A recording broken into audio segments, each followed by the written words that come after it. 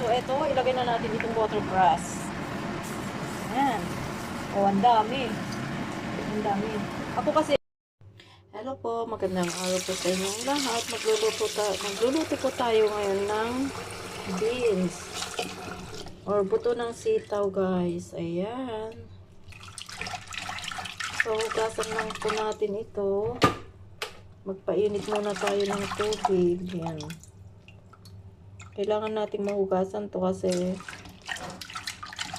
baka maya-maya nilagyan nila ito ng pang-preservative. Yan.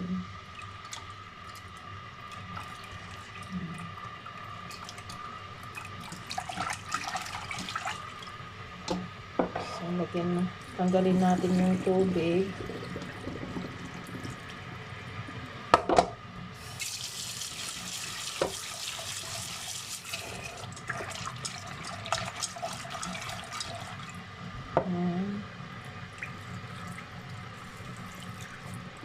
Tapos papakuluan natin dito.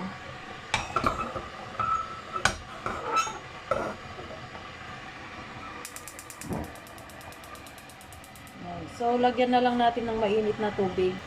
Para mabilis na kumulo, mainit na tubig na lang ang ilagay natin.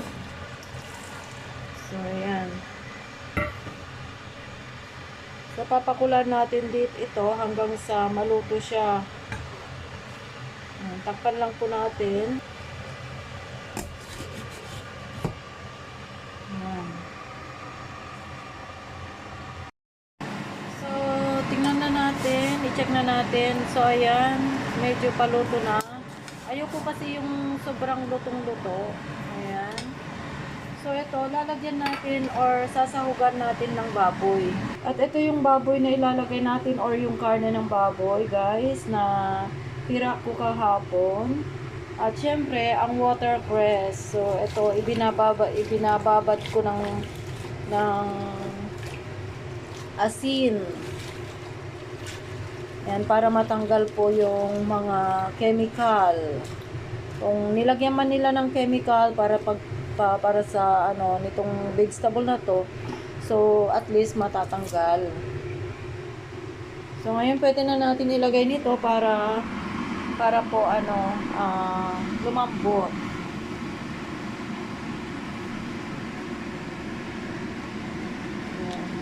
Bale maano siya, may mga manti-mantika siya, pero masarap po yan, mantika na yan. At least hindi na natin igigisa.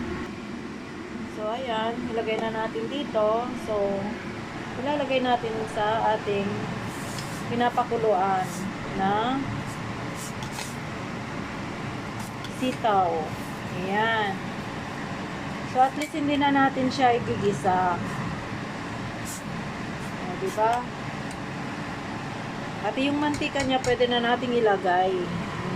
Sarap. Ang bango ng amoy. Ngayon, lagyan lang natin ng konting tubig pa para sa pagpapakulo, para lumambot-lambot pa. Ayan.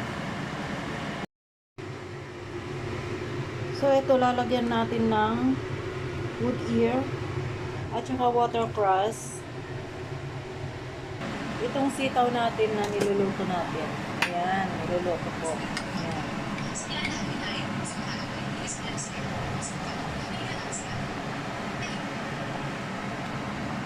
ayan guys. So, napakadali lang. Ayan, lagyan lang natin ito ng patis or asin. Okay na. Kasi meron naman akong nilagay kanina na karne ng baboy. At saka yung karne ng baboy, guys, ay mayroon ng patis at saka asin yun. So, pwede kong hindi nalagyan ng asin. So, ayan. Ilalagay na natin itong wood ear. Ayan.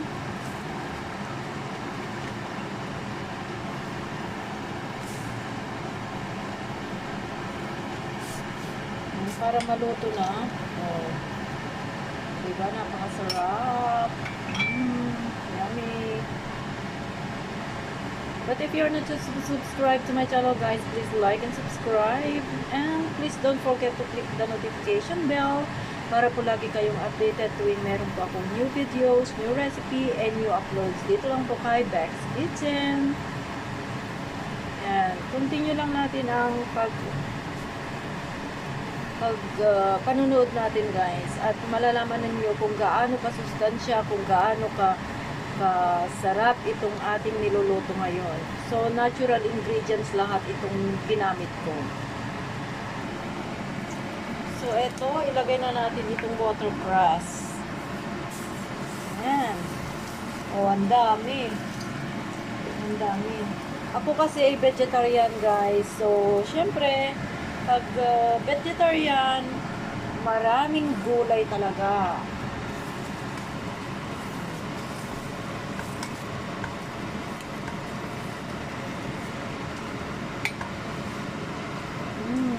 Gutom na ako, ang bango. Actually, hindi ko nilagyan ng sibuyas, bawang, kundi yun lang talaga. Yun lang karne at itong watercress at syempre yan yung root ear. Yan. So, napakasimple lang. Wala nang cheche-bureche. Wala nang hindi ka nabibili ng Knorr. Hindi ka nabibili ng kasi ang mga pag sobrang maraming ilalagay na mga pampasarap guys, ay yan ang nagkukos ng ating mga sakit. So, nakita nyo naman, ganyan lang kasimple ang aking luto. Diba? Actually, pwede naman malunggay, pwedeng kamote, at pwedeng ampalaya ang ilalagay ninyo. Kung meron kayong alugbati, pwede. Pero ito kasi watercress, nandito po kasi ako sa Hong Kong, kaya watercress na lang ang nilagay ko. Dahil hindi po ako nakabili ng kamote or ampalaya. So, yan. At wala din kaming malunggay dito. So, yan. Kahit anong gulay, pwede guys.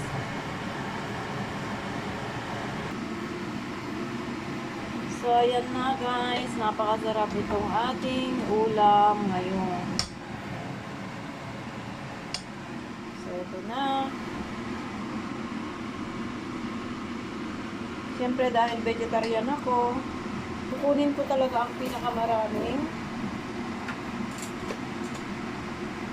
vegetable.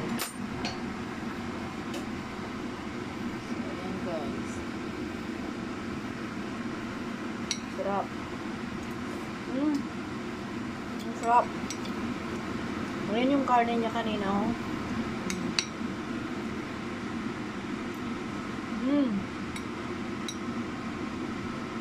Ang init.